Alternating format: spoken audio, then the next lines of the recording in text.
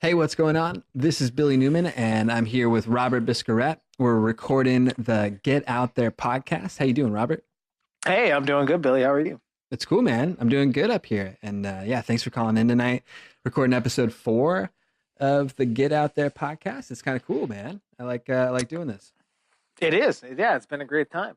Um, how you liking this rain? Oh man, it was kind of it was weird because so today for part of it, it was all right. Like I was getting through the day, and then the last half of it, it was just like a ton of rain. How was it down in Yeah. Southern Oregon? Man, it was pretty good for most of the day. It started raining pretty heavily now. I've actually been working out in Northern California this last week. Oh, really? Um, so I mean the weather's been a little bit different, kind of getting outside of the valley. Typically a little bit more sunshine than we get here in the valley, Okay. but yeah, now that I'm back in the valley, it's raining. Were you out past the Siskiyous over there in that part of Northern California? Yeah, up there in the Hilt area. Oh, I've been out in the Hill area a couple times. Yeah, I think I yeah. I went out there with Tyler once to the Buddhist temple. Have you Oh, been out there okay. before? No, as far as I knew, all that existed there was a liquor store. Well, the liquor store, I mean that's what's in Hill, but I think yeah, Build a town around that it. all star liquor on the freeway exit, not where you would see a Buddhist temple. But no, there's a I think there's a road. It's whatever that first exit is once you get over the Siskiyous and into California as you come back down that backside, that first exit. It might not be Okay, Hill, but it was right there. right in that area. You take that and you cut back west along the ridge of the south line of the mountains, and you go back a little ways, and you kind of cut up a bit, and it's like nowheresville out there. There's like a couple like ghost town areas out there. It looks like in like an old one of those kind of short railroad sections, like where they would stack up cars, something like that. Yeah, But then yeah, you just turn there, you go up into the woods a little further, and you end up at this pretty impressive Buddhist temple. Like it's been there for really. years. Yeah, I guess like that the Ashland hippies kind of bought it and set it up, and get like I when was the gonna say, is that a hot spot like that weird 150 miles between Redding and Ashland that nobody lives in? Is that just like I a think it's just a for popular its Buddhist site? tranquility. Okay. It's Well, it's intense. Like you go up there. I think we took taken pictures of it before, but they like have all the Buddhist flags that fly, like on the side of the hills that you can watch. It's kind of cool. It's like a pretty impressive structure that they built out there. Like it looks like an ornate Chinese building, and then lower yeah. down, there's like these columns that are all painted red with like you know ornate symbols on them, and they like spin in this like pretty big like drum system that goes, and there's like 12 of them, and they like all spin as you go into this temple. Wow, It's that's nuts. pretty Yeah, crazy. it was a Yeah, it was a pretty heavy duty temple for just out in the back in the country of middle of Ashland. nowhere. Have you been out there much, like out into some of the stuff in the Siskiyous? No, not really. I mean, you and I did kind of on point with this podcast, but we did that hike up Pilot Rock. Oh, for real? Um, Yeah, I was thinking yeah, about that. That is up there. yeah. I mean, that's really like, and I mean, other than snowboarding up on Mount Ashland, that's kind of my only experience with that area. I Yeah, think. that's right. The Siskiyous is one I want to get into more. Like Pilot Rock is cool. I think of Pilot Rock more as like something of Eastern Oregon or more like Table Rock. When you think of kind of Yeah. the that side of it. But I remember hiking Pilot Rock with you. That was like late last week of July 2008. I remember gas was 5.25 a gallon. Oh my God. It was like Yeah. 5.50 a gallon when you went over to Ashland. It was Isn't that unbelievable. when isn't that when Tyler hit that rock in Oh his yeah. Camry hatchback and Oh yeah. ended up punching that hole in his oil pan?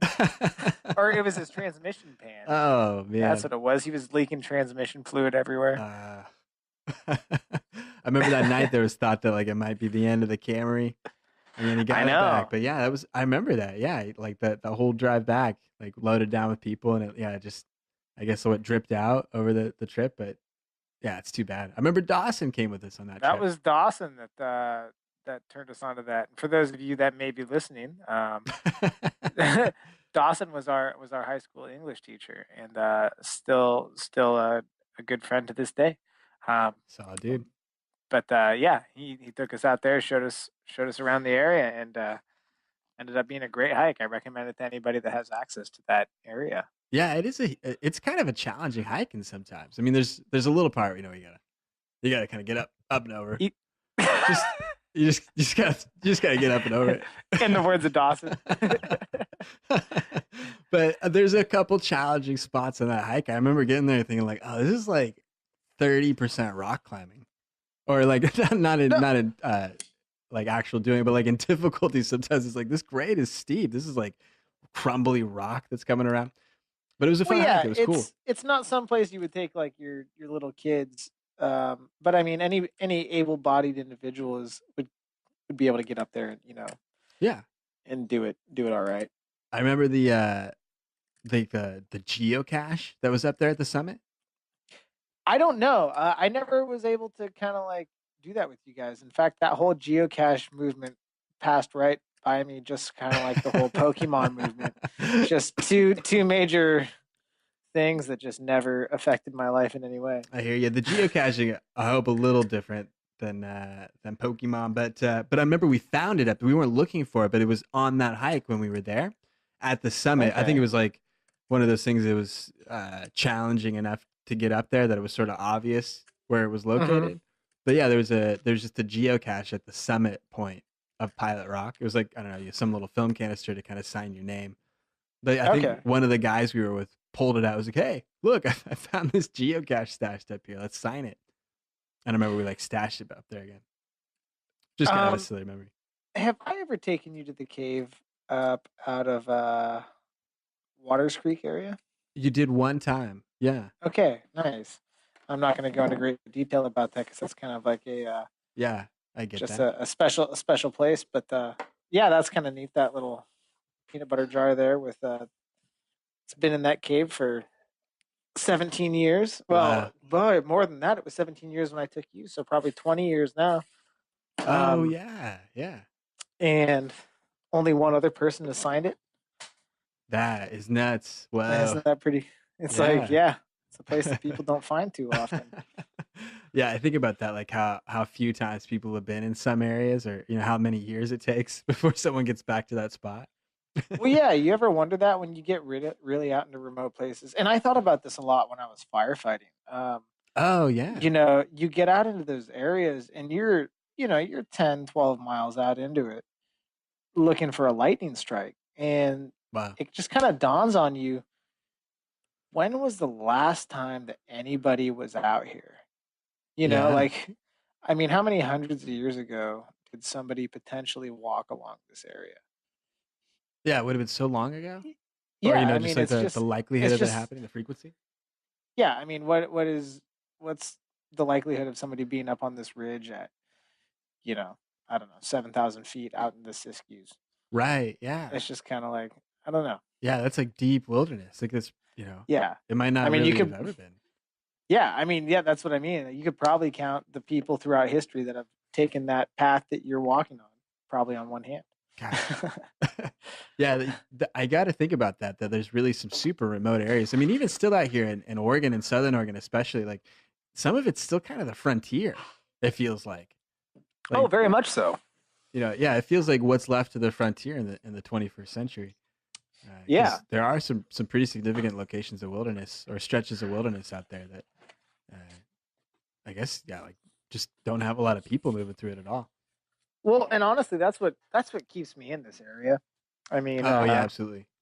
it definitely is an economy, but it's just kind of that unexplored wilderness and what the area has to offer as far as I don't know. No, it's really cool. I think All about that and how much I miss it now that I'm up here, still in Eugene, still with a lot of nature around me. I mean, gosh, there's like so much in the Mackenzie yeah. and the Willamette Wilderness to go into.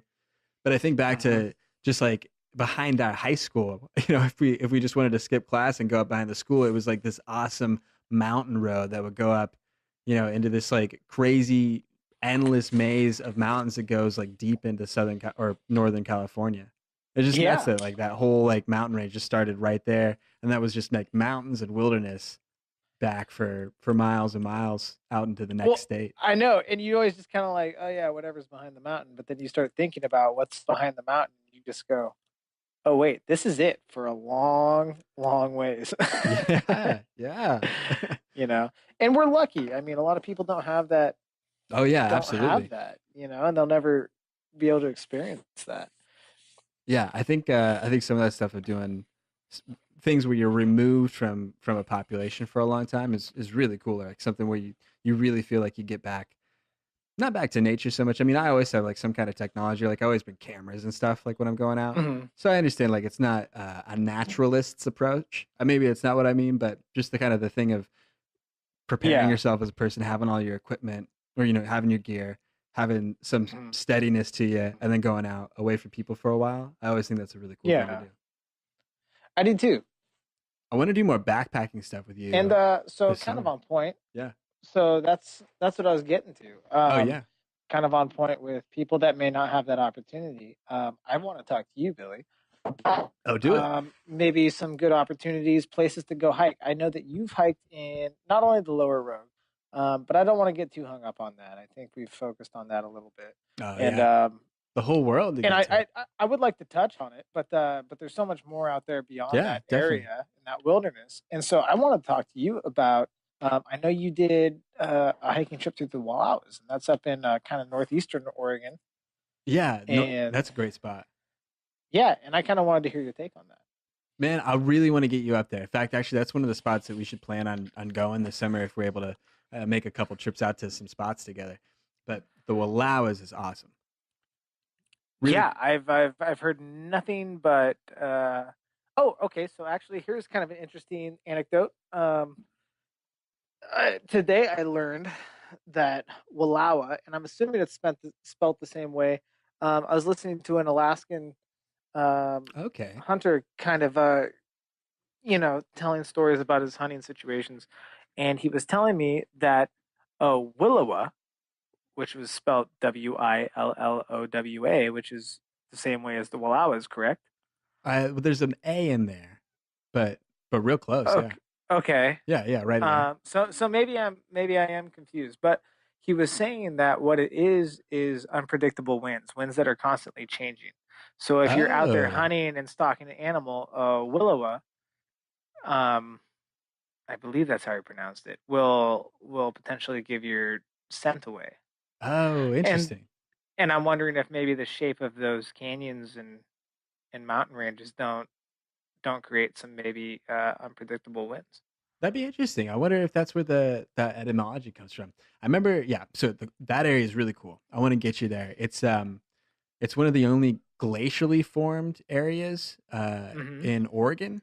Like it's sort of getting into some of the stuff that we see a little further north when we get up to Glacier National Park or Yeah. up further to Canada and into the Columbia Range. In fact, if you look at a wide map of the Northwest, you can kind of see the terrain, how it sort of uh, comes down from the Rocky Mountains. If you kind of trace that up into Canada and up into the Yeah. Columbia Range, as that kind of comes down, this is sort of the westernmost edge of some of the mountains that would be down on the edge of the panhandle of Idaho that go up into Columbia, and then some of the stuff that goes further east over to the Colorados. But it's not really connected. But it's like one of the last things that's over there, and it is really an unusual piece of land for that area. Uh-huh. Like you've been over into Eastern Oregon plenty of times. Everything around there, like Pendleton, LeGrand, everything up into Washington, it's all super flat grassland. It's just like rolling hills for really a long while. Yeah. Like you get down to the Ochicos or the Blue Mountains, there's terrain out there, but it's really not Hmm. like the Wallowa Mountains. And so um, I think the Wallowa Mountains used to be in Nez Perce, like an Indian city state, or I don't know if that's what it Okay. would be, but it was kind of like a section of the Nez Perce tribe that stretched up into Washington and Idaho and Montana. And I think they had like one of their last outposts there in like the Oregon American or Oregon Native American Indian Wars back in the Oh, 1870s, something like that. That's that all we're was like. that was big here in Southern Oregon too during the 1850s. Yeah, I bet it probably was everywhere, but that's where we get Chief Joseph and the town Yeah. of Joseph up there. Yeah, yeah, absolutely. Yeah, and so Joseph is that small town that's right outside of the Wallowas. And when we went there, I think the first time I went there, I did a solo backpacking trip. I'd gone there with my Mhm. dad when I was a kid, but when I got to the point, I was on that trip doing that photo trip back in 2011. It was fall, kind of like mid late September. It was really a nice time of the Yeah. year to go, though. I was worried about doing alpine hiking as it was getting like later into September because Hmm. I really didn't want to get caught in a freeze because I didn't have the equipment for it. But I got to Joseph. I parked the Camry. I set everything up. I had the backpack and like a couple days worth of supplies, and I took off. I think I did 9 miles up to a spot called Ice Lake. So it was about 4 miles in up a canyon that was a pretty easy grade, and Hmm. then it was another like 4 miles of switchbacks. They get you up to Oh, yeah. every hiker loves the switchbacks. Yeah, it's a lot of switchbacks. It breaks it up well, but yeah, it's a pretty steep incline. Like you do most of the canyon, and then you really just have to get up the side of this hill for a long Hmm. time. But it's really rewarding. You get up there, you get to this I mean, have you done? Well, yeah, you probably have, definitely in some of the firefighting stuff that you did, but probably in a lot of the other backpacking stuff you might have done. I was wondering if you'd been up to much of like that alpine level or the alpine lakes, that sort of atmosphere and Yeah, terrain. yeah. Something I want to talk to you about a little later is my experience down in the Kings Canyon near Sequoia National Park. Oh yeah, I want to break that down with you in a bit. But yeah, Yeah. that's a cool area, and so yeah, like what it's like when you get up above the tree line, and you're in those snow melt lakes that show up, kind of high in those areas in the mountains there. But it's really cool because in the Wallowas, probably like what you found in other areas where you've gone backpacking too, but in the Wallowas, surprisingly, for as naturally beautiful as they are, they're really underpopulated. I think they've gotten a lot Yes. more popular recently, but it was so cool because when I was there in September, I was the only person at this lake. Oh, Like, I absolutely believe it. yeah, so just that kind of the amount of solitude that you get. I mean, I think I saw one other person walk through a day later. Uh, Well, what's so cool about that is when you get out to these remote areas, what you've done is you've eliminated about 95% of the people that are willing to go off of the natural path. You know, they have Absolutely, yeah. the tourist center, you can drive your car up for there for the day, take some pictures, do things of that nature. But very few people are A, going to find the time, or B, even have the willingness to really spend the time to actually get out there and explore. And that's the beauty of doing these types of trips is you can really find that solitude and find yourself in situations where you haven't seen anybody for days on end. Yeah. And that's what I really love about it. No, it was amazing when I was up there because that was really the first experience I had of solo backpacking. That's a thing I would Yeah. recommend to. I mean, you probably done some other version of that before. I'd not really done things like that much before that, Uh but so completely solo. There was nobody else with you. the first time I went backpacking up there. Yeah, it was just me. Marina wasn't there Oh. for that part of the trip, so it was just me. And man, I swear. Okay, so to break part of the story down, I got lost the first night. It was it was kind of bad, and it's probably the thing that I've made the most mistakes at in something related to the outdoors, like closest to a cascade of events that would have ended in "Where's Billy? He's been gone for a Yeah, long right. time." So yeah, there's a few points of that I got concerned.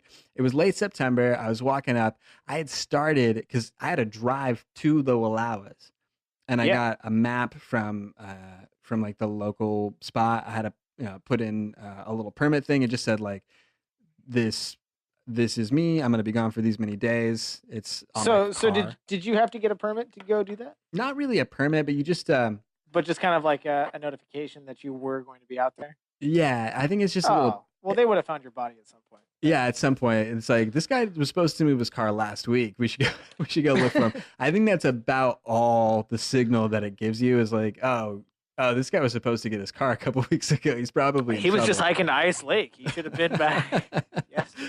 So I was Yeah. going up there. I made it all the way up the straightaway. Like remember, if we imagine kind of an L shape, we were going up the canyon or Yeah. kind of up the draw with the creek. I crossed the creek, and that's about the time that the sun set. So Okay. so it was already Yeah. dark. I Perfect. probably should have just stopped there, right? So now you've entered into water, made yourself saturated with water. Got the And ankles a little wet, and then I good. cross over, and now it's dark, and I've just got the switchbacks as I rise 4,500 feet in elevation to the top of the lake to get to. Okay. So yeah, it's easy, Nice. right? It's just like it's how you want to get set up for a long backpacking trip. It was kind of I nice typically like to hit my switchbacks at nightfall. after That's typically midnight. when I shoot for them. Yeah. Yeah, at the witching hour. That's the time. That's time to go for it. I've heard of people doing this before. I had my little headlamp and stuff, so I see I get going. It's relatively easy, is what I'm expecting. What I had to deal with myself of, all right, like I'm going to stop if it gets weird. Like I'm not gonna just like scale across an escarpment of rock to get around somewhere to end up to whatever other side I was supposed to go to. So I was just gonna say like, all right, I'll stay on this easy trail. I can see it pretty well. It'll all be pretty regular. I'll just get up here and I'll finish when I do or when I can, and I'll try and make everything go easy. So I cruise up there. I do the switchbacks. I get to this zone. I cross like another really small creek. It's just one you kind of leap over pretty much. But it was an area where like I guess the snow had come through, and it made like a big drift. And then now there's meltwater that's flowing through it. And what it had done was it had erased where the trail I was supposed to take was. Uh, So there's this whole yeah. zone in front of me that was washed out, where And there's what no time of the year trail. was this again? You said this was later in the fall. September 18th. It was a nice evening, Okay. but it was cold out and it was dark out. And then this was the nuts thing. Okay. So I stopped there, uh, and it's like dark out. There's no moon that night really, but I had my headlamp Yeah. on. I remember I had like Michael Jackson Thriller playing in the chest pocket of my iPod because I was just hiking by myself, right? I just had nothing to do and there's nobody Yeah. around. And so I'm sitting there. I think I ate like a Cliff Bar. I had my headlamp on and I was just kind of poking around and I kind of looked up and then boom, whoa, catch a set of eyes over there at Oh, 50 feet, good. 10 o'clock. What's that? Eyes? Wait, what's Good. that? 12 o'clock? Lions like Michael Jackson. Another set of eyes at 12 o'clock. And then so I'm looking out and you're like, whose eyes are these? These look like big eyes. Like they're not like really tight together, when you see a cat or something like that. But it's Yeah, yeah, something predatory. yeah, it's hard. It's hard in a way. So what they had told me is that there was no bears, there's no wolves up there. There's some Uh, wolves, but really no wolves. But there's like sheep, I guess, which I really oh, don't want to okay. run to at night either. But Yeah, it's yeah. better news than the other things. So I was just really banking that they weren't interested in me. But you just look down the hill and you just see, or maybe deer, I guess, but you just look down the hill and you see like these little yellow eyes looking at it and you go, oh God, this is great. Especially for your first time when it's like, this is not the type of thing you want to get into. But I ended up losing the trail right there, but it was confusing because I had this map in front of me and I was standing at the creek. And so what the map Uh-huh. showed was, well, the trail is just to the south of this creek. So if we just cross, Okay. if we're at the trail and we just cross the creek to the south side, the trail will be right there. I'm assuming it's running east to west. Yeah, let's say yeah, east to west, pretty Okay. much. Yeah. And so I hop over this little creek, but there's no trail over there. And so I'm like, oh well, it's got to be just like a little further over here and a little bit up here. And so I kind of like cruise back and forth. I was trying to find this trail. I couldn't find the trail. So I was like, ugh, this is weird. So I ended up getting myself into kind of this weird spot where I was sort of like up higher and in this rocky area where like because there's really like nowhere flat to camp by that point where I was at because you're just going up this hill, right? Yeah. So I just like laid out the stuff there and I just like crashed until morning where I could see where I was. I was like 10 feet from this like really big drop off that I had no idea was there. But yeah, I woke up that morning just kind of wedged between these like two little trees on what was the least of a slope and just kind Okay. of trying to hold myself in between these little rocks so I don't kind of roll down in my sleeping bag at night. But I woke up the next morning and then I found out like, oh, okay, this was a fake creek that wasn't even on the map, and I was supposed to look at this other creek way over here, and that's where the trail was. Okay. It was great, yeah. But that was most of it. When I got up finally to the lake, it was great. Everything else in the trip really went fantastic. There was no one up there at the lake. Uh, you just got to go around. It was super pristine water, like really cool. Great to do photos at. That was really fun. Oh And yeah. uh, and I decided when I was up there, I just should do 2 days. Like, or I should add another day because I already did all the work to get up here, and that was kind of a pain Yeah. in the ass. So I thought, like, well, I'll just hang out here for another day. I got my food and I kind of rationed it out a little bit, and I had a little extra stuff that I could Mhm. cook up too. So I ended up just like split my meals up and spent more time up there. But yeah, man, that was one of the best trips that I've done because what I really like about backpacking, I don't want to hear your take on this, is I like the exercise portion of like doing outdoor wilderness stuff. I think that's important. Man, there's a lot of work to do, and I've definitely done it. But what I dig and as doing photography stuff is I dig carrying my camera with me and the tripod, and I like getting out to stuff with and being able to take pictures of things that I normally don't get to see just kind of around the more pedestrian stuff around town. And so it's cool to get out to a spot and set up like a base camp. This is kind of Yeah. the strategy I've liked a little bit. So there's a lot of trips like the Lower Rogue, like we were talking about earlier, where it's just sort of 10 miles each day. You do that until you complete the circuit, and then you're done with it. But I like it where it's a little more flexible, where you go into the backcountry, you know, 10 or 12 miles or something like that. You set up a base camp, and then you operate out of there with the resources that you brought in for like a couple days. Yeah. And that's been really fun for us to do. We've done that a couple times.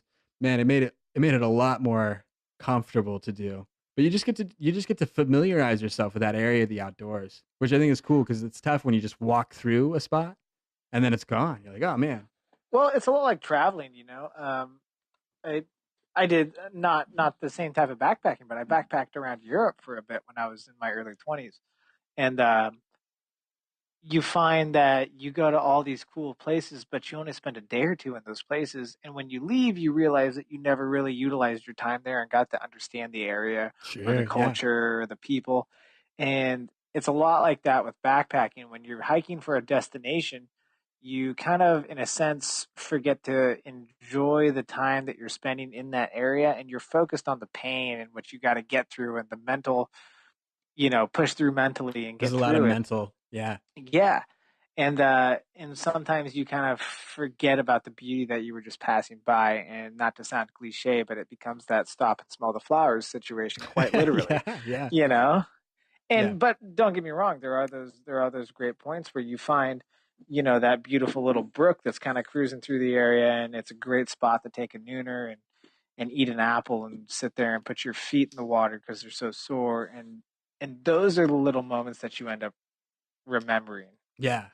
you That's the know. stuff I love about that area, and yeah, But it's really cool. but I would love to do something like that. I've never actually had the opportunity, um, just kind of based on the hikes that I've chosen, to do something like that where I've had the leeway to just say, you know what, we're going to go in X amount of miles. We'll see what happens when we get there. We'll find a place we like, and we'll find our tentative destination, set up a base camp there, and then explore the area. And I think that's a really cool approach to backpacking, because a lot of people, I think, take backpacking as, well, we're making the loop, we're doing the circuit, this is the trail, or Sure, yeah. yeah. There and And so back, it's I 40 miles. We got 2 days. yeah, and so I think I'd like to do more of that, and I think I'd like to encourage more people to do things like that as well. It made it a lot easier for the first couple times that I did it, and that's what I've done with the marina a few times. It's been super rewarding because you just like I guess a good example of this was the second time that we went up to the Wallowas. I went up to Ice Lake the first time. It's a smaller lake, Uh-huh. really beautiful. You might have seen some pictures that I took of it. The next time Yeah. we went a little further down that canyon. So the first cutoff trail is up to Ice Lake. If you go further, there's a whole number of other mountain lakes that there are trails to cut off to. I've only explored really a very small percent of what there is to offer up here in the Wallowa Mountains. In fact, I've thought before if I could, I'd spend like 15 or 20 days up in the mountains like that, and have like a Mhm. cache or get resources again one time, go back to town and then Yeah, hike yeah. back in. But I've only been to a couple little spots. So the second time, Marina and I both went, and we went one lake further over to an area called the Lake Basin. And this was cool because, and this is what we should do maybe if we go up sometime, because there's so many things to do in that area, is we went Yeah. up to the first lake, we set up our campsite there, and then from there, there's kind of a number of spoke trails that go off to different lakes that are further up in that chain. So there's like Okay. a number of lakes that are kind of connected all along these glacially formed mountain ridges that look really dramatic and really steep as they kind of cut up along up to the top of this mountain. That's all really just sort of one thing with these big gouges carved out of it from the glacier flow. But yeah, Wow. cool area up there. Well, I've seen it in pictures, and you always know that pictures never really do the area justice. Oh um, yeah, it's totally true. but I mean, even from the pictures, and okay, so I just do want to touch really quick, not to get off topic. Oh yeah, Um, but Billy, you and Marina both do something pretty awesome. I mean, you talk about packing a camera around a lot. I think you should tell people that, um, kind of what you guys do. I mean, you guys are photographers. yeah. That's your hobby. That's your passion. And Doing I think, photography all the time. yeah, this outdoor exploration is just kind of like a catalyst to what you guys love to do. And That's the way I remember seeing it. I remember watching 127 hours. I was still in college, and I yeah, was right. like, man, I'm gonna set my Camry up with the $500 I'm able to scrap together over the summer, and I'm gonna go do some kind of thing. There was also another photographer guy that I followed, and I liked a lot of the images that he had. He got like an old Land Rover, a Range Rover. Uh huh. He got an old Range Rover, like an old 401, like a left hand drive one, Yeah. and like set that up with a tent and stuff, and did this whole circuit of national parks, 3 parts of the West. And I was like, oh man, that is really cool. I want to do something like that. I want to go through. And I was just getting out of school. I wanted to like figure out a bunch of stuff about photography, which is what I was most interested in. And that's where I was like, man, I got to figure out a way to travel for a long time and get a bunch of photographs taken at the same time. And that's when, yeah, that's how like Marina and I like first started doing more seriously some of the outdoor travel stuff that we got into. And I've been liking doing it. I mean, what, I guess it's like 6 years later of just that sort of stuff. But Well, yeah, we man, you guys have really put out some incredible stuff too. thanks, man. I appreciate it. I Yeah. gotta collect it more. I gotta put it out in I another I cool mean, way. like all the art in our house is photography from the two of you. Oh yeah, man. Thank you. Well, You thanks know. for putting up all our prints that we drop Yeah, off I with mean, you. I don't do it because I like you. I do it because it's good pictures. Thanks, That's what it Robert. comes down to. Yeah. No, and man, that was one thing I would always thought about is how cool some of these spots are that it seems like people don't really get to go to. That's the part of photography I've always been most fascinated with, is that ability where, as I see photography, it's sort of this opportunity to go find the coolest looking thing in the world and try and capture it somehow and show other people it. Absolutely. And so Yeah. so part of that was kind of my draw, my interest to nature and to the outdoors, that's where I always think the coolest things are. And so that's why I wanted to go out there and do as many types of landscape photos as I could. But backpacking, I mean, it really provides so many opportunities that are separate from what you get on that track, that tourist track of photos that you could go on if you were going to see Yeah. natural places. Like the bison in Yellowstone. Yeah, yeah, yeah, the drive-by bison in Yeah. Yellowstone, or Yeah.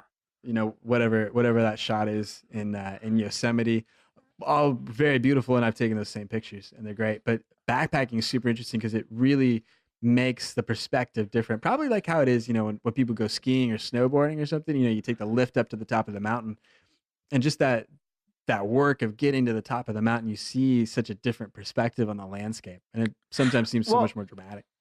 and so that's something I wanted to touch on also is and I'm not a photographer, but I would have to imagine if you were just a photographer, and let me know what you think about this, but you're a photographer, okay, and you're gonna go photograph the Eiffel Tower. Okay, perfect. You're the 15,000th photographer to go take a professional photo of the Eiffel Tower. It doesn't have that much meaning to it. Okay, I It mean it's a starts to beautiful happen. Yeah, spot. You've taken a great picture, excellent, but somebody else has done it. it's But true. I think when you get out there and you really separate yourself from things that people are photographing, and not just about photographs, but you put in the work, you put in the time, the effort, the planning, and you get out to a remote area, you can find beauty in the simpler things You definitely because can. Yeah, you can appreciate that. And photography ends up being this expression of art, right? yeah. That's what I Or try this and do as much as I artistic can. expression. Yeah. And so I think a lot of that kind of pushes through in your guys' photography. And I mean, one that sticks out in my mind is you guys were shooting tin cans, Oh yeah.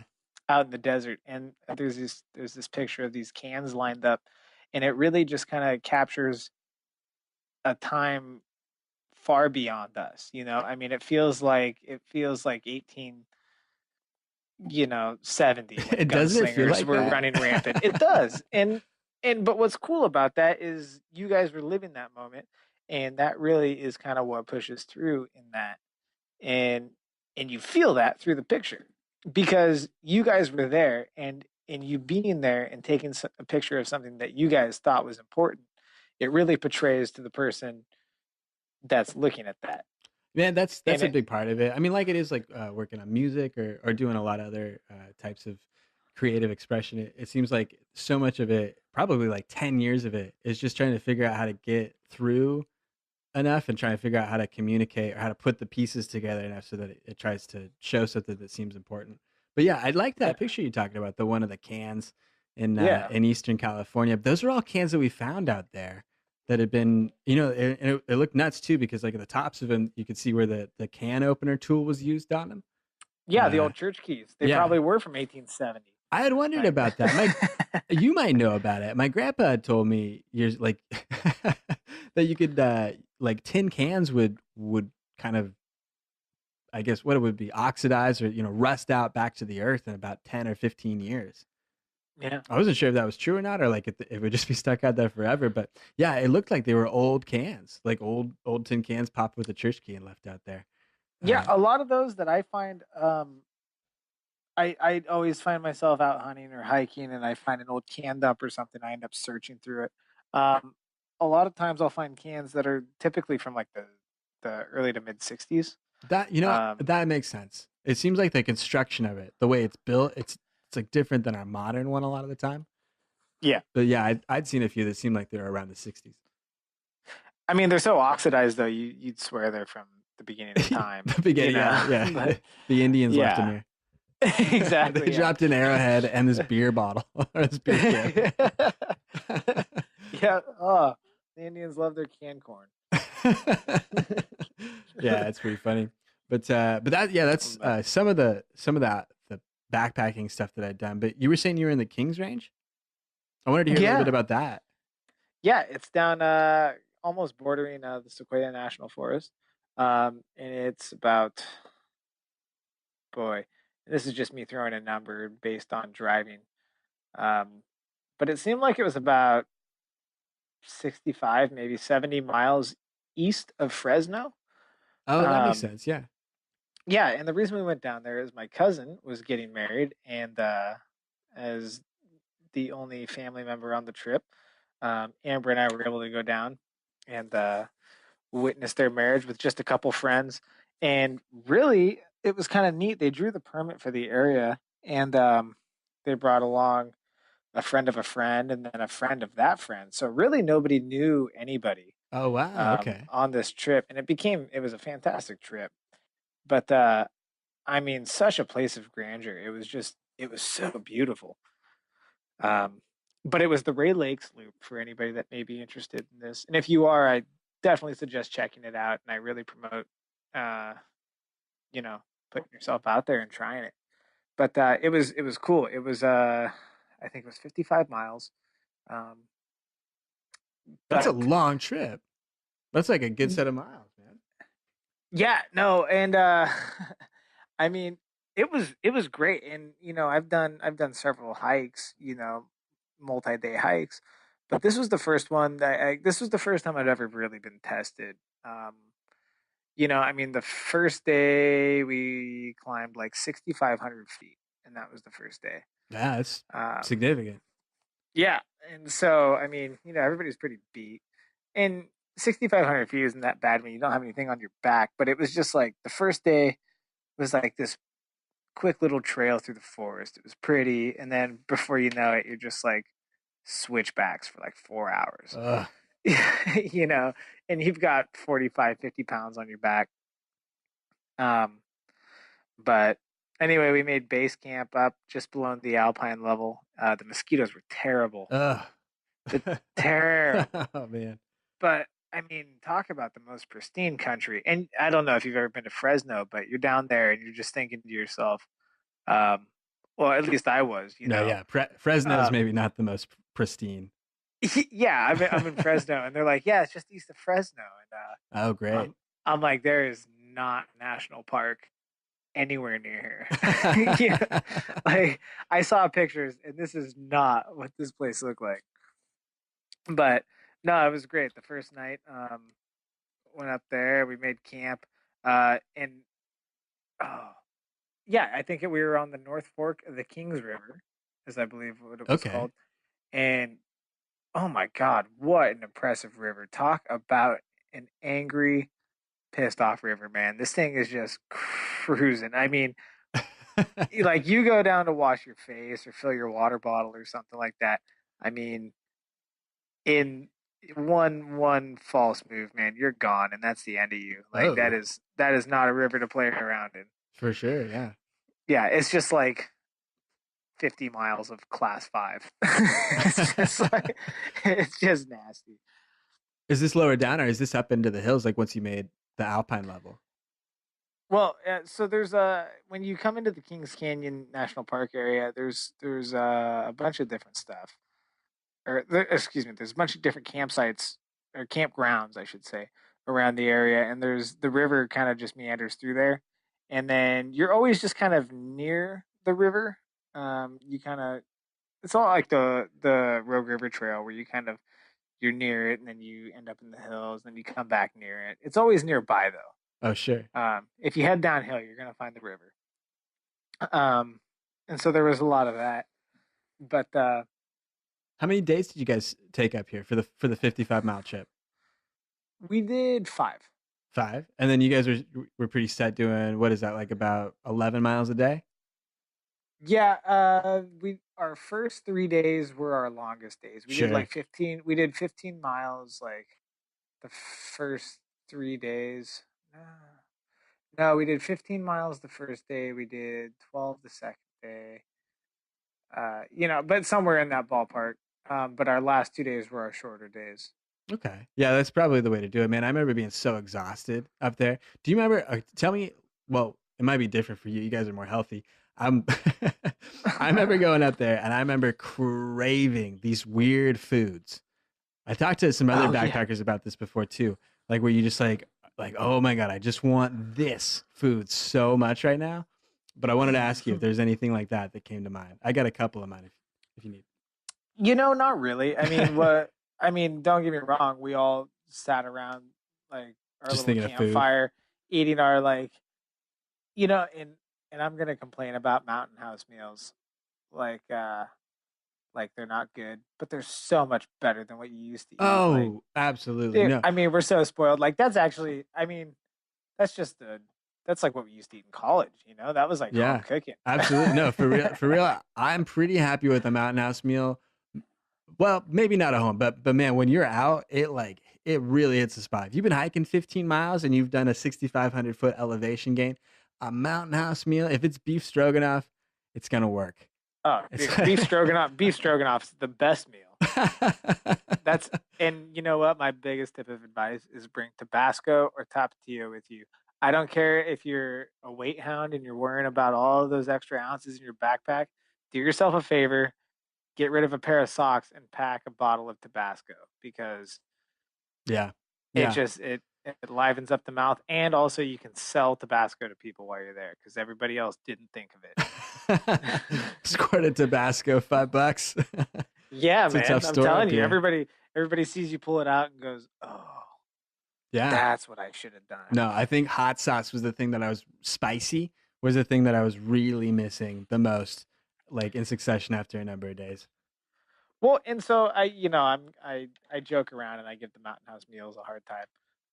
But I mean they really are good. I guess Oh, I they are, guess the yeah. biggest thing is that they're all kind of on the same palate Oh, it's totally true. temperateness. I don't know how Yeah, to say yeah. that. It's just they're all kind of like the same level of flavor. Nothing like really stands out.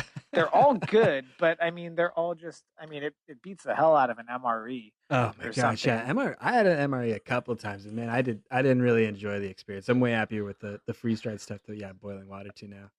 God, but you know what? You get hungry enough, and it's all pretty good. Yeah, I would totally believe that. I I totally remember when believe uh, it. I remember when Amber moved into the house. I had this box of Mountain House meals that I had for hiking, and and like I don't know. One night I came home from work and she's just eating one. I'm like, "What are you doing?" She's like, "Well, I've been eating these for dinner the last couple nights." And I'm like, "No, It's like they're pretty no, good. yeah, I I mean they are good. It's Yeah, but it's when you not just yeah, start not at eating all. them every day. You need like something different. Like, No, and it's that's where it's just nice to have that spice, yeah, it's something to it's change it up. totally true. Yeah, Yeah, it's yeah. totally true. But man, I remember that. I remember I wanted cupcakes so bad. But so what was it? What was it like out there in the Kings Range? We're gonna wrap up in a minute, but yeah, what was it like out in the Kings Range zone? So man, it was awesome. It was just such a beautiful area, and I've never actually been to any real national parks before. I've always just kind of been, um, in our own backyard and type of thing. Yeah, I understand. Um, It's been a but that was my first experience, like really in just like, some of those public lands that have just been preserved through conservation, and it was fantastic, man. So that was day one. We played some dominoes, stuff like that, camped out. Um, But one of the coolest things that I was able to experience was somebody brought um, powdered Lipton tea, okay, okay. I'm following. and vodka. So you mix a little bit of this tea with water, it makes your tea mix, and then Sure. you mix a little vodka in, and then you've got cocktails up there at the Alpine level, and and but you know what? It's so great at the end of the day. Oh Um, man, I'm sure it is. Yeah. Everybody just relaxes, and it's not an excess because you can only ration so much a night. but but no, man, it was great. But so that was day one. I mean, kind of the same thing. Day two, we did 4,500 feet of elevation um, on day two, and that's when we got up above, like into that alpine level. Oh sure. And Yeah. and what I found that was interesting is you can't burn, you can't have fires up above the alpine line Oh okay. or above the tree line. Excuse me. I've heard of that because Um, of, like erosion issues. Yeah, Or it's people like were just uprooting trees, small trees, saplings, and things like that. And then people were just stripping the few trees around the area of firewood. So they just kind of established a no fire above the tree line rule. Um, so no fire that night. That was a cold night, but we got by. And that's the other thing too is your body kind of goes into that biological clock mode where um, you're in bed when it's dark and you wake up when it's light. yeah, that And happened pretty quick for me when I was out getting used to it. Yeah. yeah, do you notice how much better you feel when that happens? Yeah, absolutely I do. It's just it's like your body actually feels you know like it's being efficient. Yeah. I've noticed that before um, too. Yeah. but anyway, so we did that. Day three was the most impressive of all the days, and that was when we went over Glen Pass. So Glen Pass, the summit is at 11,990 feet. Wow. Um, and it was my first time actually being up into like glacial uh areas. I don't know. But we hiked up that day. We got into the snow. I mean, there were like snow spots here and there on the hike up, but at this point, I think we did like another, you know, 3,000 feet in elevation that day. Um, but we really started getting up into the snow. It started snowing quite a bit. Um, and it was the first time that I've just like seen these glacial lakes, and it was They're absolutely so beautiful. impressive. Yeah, they're really Oh, beautiful. I know. I mean, the first time I saw one, I just had to stop and just kind of really take it into account of what I was seeing. Um, but so we get up there, and we're for anybody that's not familiar with Glen Pass, if you get a chance, look it up, and try to find pictures of it in the late spring on a good snow year. Um, Anyway, the week before they were actually requiring crampons Oh, really? and ice picks to go over. Wow. So we had purchased all these things, but last minute we were told that we didn't need them. So, and by no means am I a mountaineer. You know, I love the outdoors and I'll take on about anything. But this was a little outside of my comfort zone, Yeah, you know. I'd understand. But so we get up there and man, it was just it was crazy. You're looking at it and you're just going, all right, you know, one foot in front of the other. We're gonna take this one step at a time.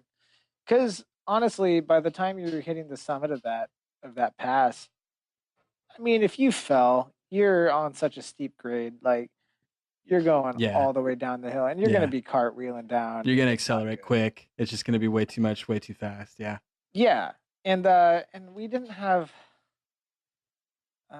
well, yeah, I guess I mean we had crampons. We put them all on before we went over the pass. Um, but I mean, we all made it up. It took us about an hour and a half, I guess, just being careful and cautious. Wow. You're moving very, very slow at this point Yeah. because I mean, room for error is so marginal. Um, so anyway, we get up there. It was like the last 15 feet was the most sketchy area that we encountered, and there was that point where you're thinking to yourself, you're like, I can't do this, I can't do it, and at that point, you're way too committed to start thinking like that, you Oh know. yeah, absolutely. That's the worst. I hate that feeling. Yeah, I remember I was just like, "Hey, man, shut up. You are 8 steps away from being done. Like, push through it. Let's go." And so we did it. And I mean, my biggest concern was Amber up there. You know, I know I how my understand. footing is, Yeah. and I've had a heavy pack on my back before, but I wasn't sure how she was doing. But she did great. She killed it. Did a great job. No, that's awesome. That's really cool that you guys But accomplished it too. That's awesome to like get up there. yeah. And you know what? We get to the top and we're all celebrating. Everybody's like so happy. We take some pictures and stuff. And then there's like this storm moving in. You can see, and when you're up at 12,000 feet Comes in fast. in the Sierras, yeah, you see these things coming off in the distance, and you can see lightning and everything happening, and and you can tell that it's moving towards you, and I mean the very real situation of it is like you need to get off that mountain. Yeah, I You totally get know, that. you don't want to hang out up there. So we I, decided to push off and head downward. At this point, we kind of realized that going down is probably worse than the way up. oh yeah. It's the same grade. Now you're just going downhill with all the weight on your back. Oh my gosh. Um, Are you guys going like straight down and east first? Or are you guys like backing down the mountain well, so you're backing down the mountain pretty much. with your You've got crampons, your right? yeah, you Oh, got your that's ass what in the kind of makes sense. snow. Yeah. You've got your hiking poles, and also before we went on this trip, I thought hiking poles were just for like old people and sissies. Not true. They're so helpful.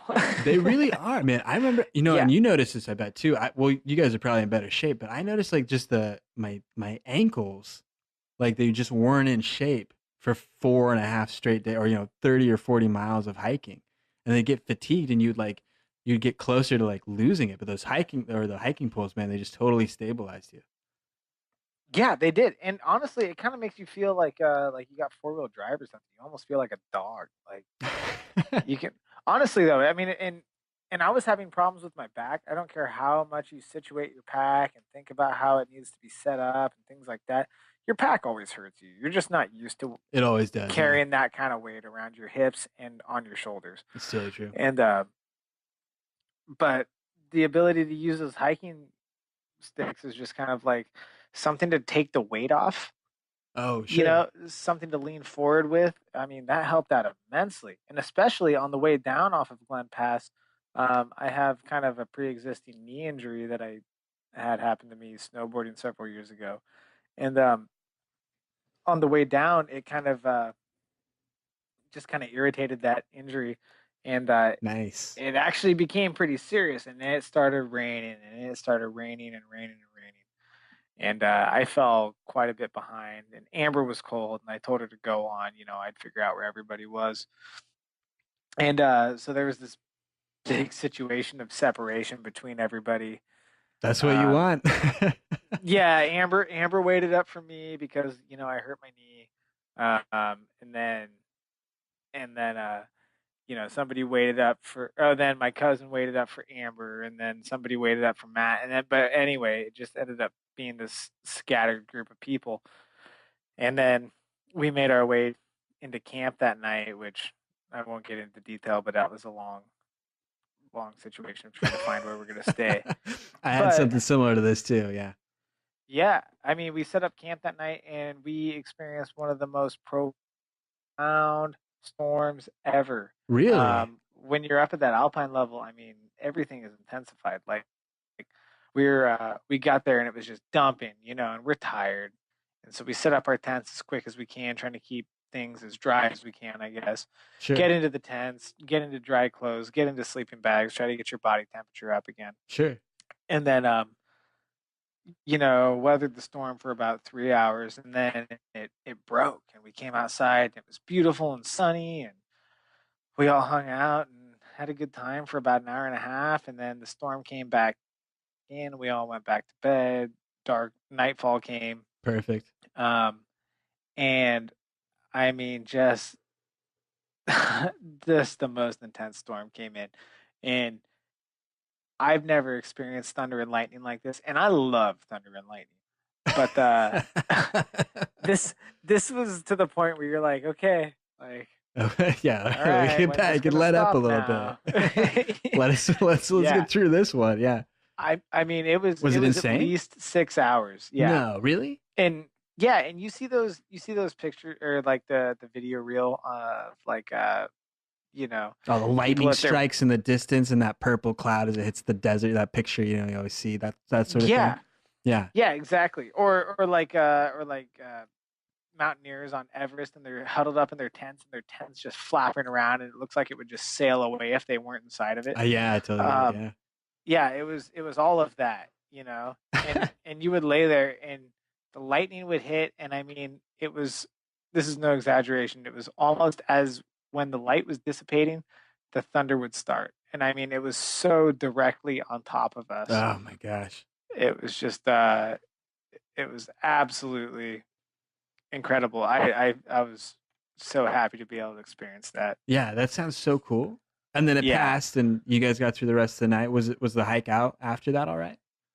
Yeah. The next day, we dealt with the rain Yeah. all day. That was a long, tiring day. We got into camp, same thing, soaking wet. Get into whatever you have that's dry, and and I left my rain fly for my pack at home because I didn't think I'd need it, Yeah. and Yeah. ended up doing the trash bag thing. Okay.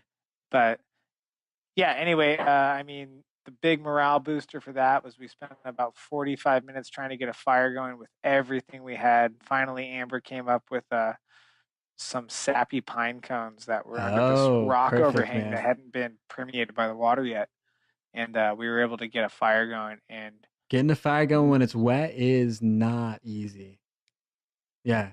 It's nuts. no, it's not. And I've studied different ways of making fire and things you can do and different tinders you can use. And man, when it comes down to it and you're actually shaking because you're kind of at that hypothermic stage Yeah. and you're trying to just rationalize what's best and how do I do this most efficiently, it's just never as easy as when you practiced it in your yard in the middle of summer, It's totally true. you Yeah. know? Yeah. Yeah. Yeah. I absolutely get it. Man. So, Just stay yeah. there freezing. But anyway, yeah, had a great fire, had a great time.